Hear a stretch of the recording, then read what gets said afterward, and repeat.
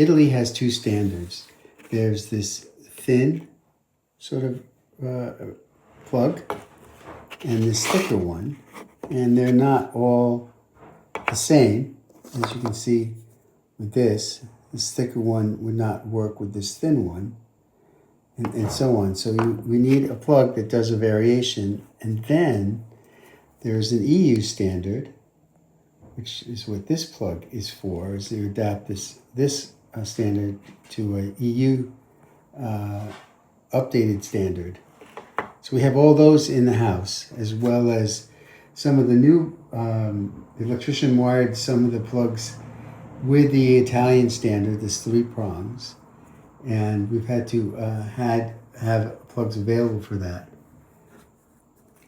And then there's this multiple plug, which does both Italian and EU, and both the standards from the thicker ones as well.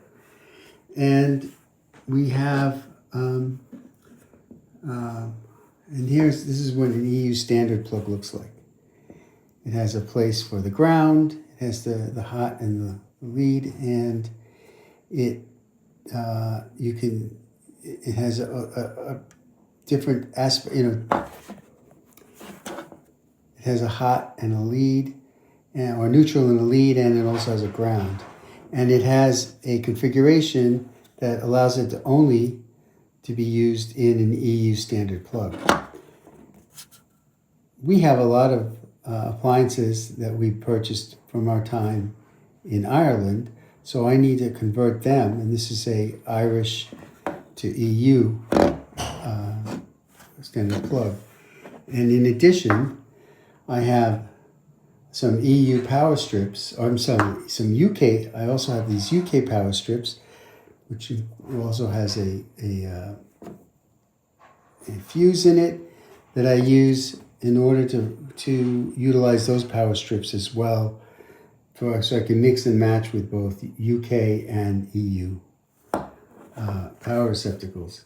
So I just thought it was interesting to mention that moving around and the different electrical needs for plugs in Italy, and what that means in terms of what we have to deal with at Casa Rosa.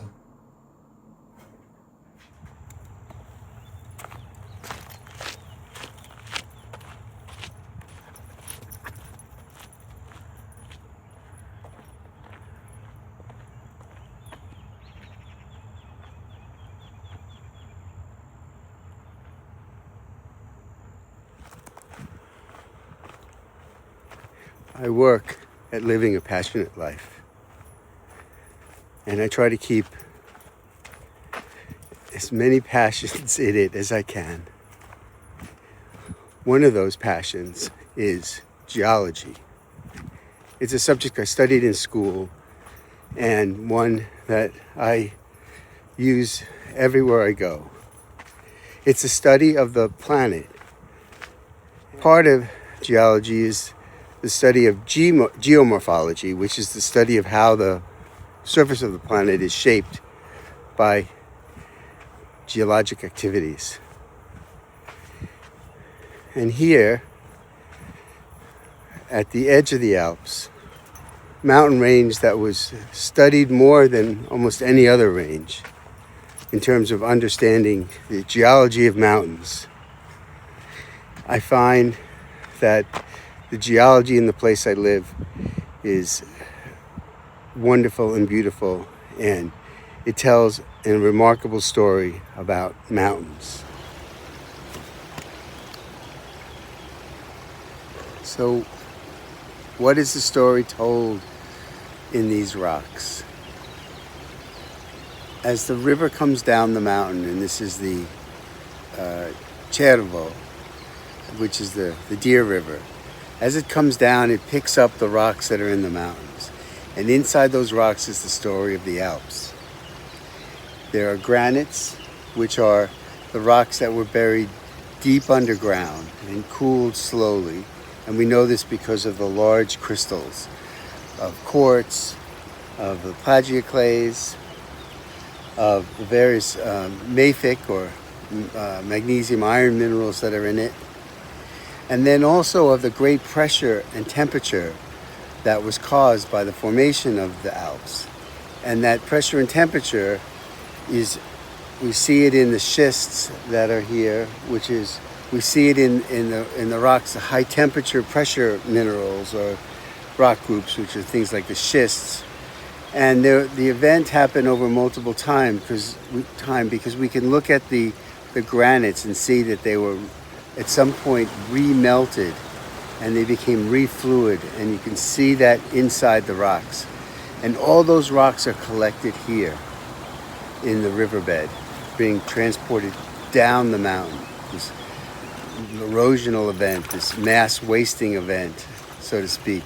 As the mountains go up, the energy brings the rocks down through all the force of the water, and they collect in these rivers, and we see all these boulder fields, which is indicative of the power of the river, of the force of the water.